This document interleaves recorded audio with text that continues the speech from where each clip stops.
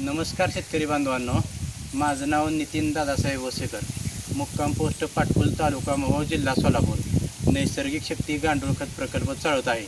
शेतकरी मित्रांनो, आपण 10 दिवसापूर्वी सौंदर्य या शेतकऱ्यांना एक कॅन दिलं होतं ककडी पिकासाठी.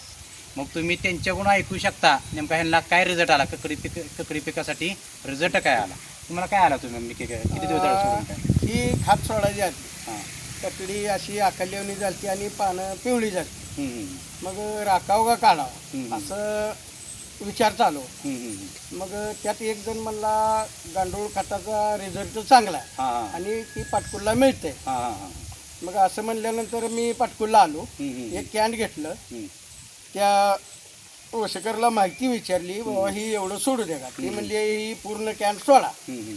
कॅन सोडल्यानंतर 10 दिवसात ककडी चांगली सुधारली, फूल चांगलं लागलं आणि आता माझ्या ककडीचा माल ह्या 2 दिवसात पालवणी होईल. पालवणी होईल. 2 दिवसात पालवणी होईल आणि ती चांगलं वाटल्यामुळं, रिझल्ट चांगला वाटल्यामुळं मी आता 2 केंद्र घ्यायला लागलो.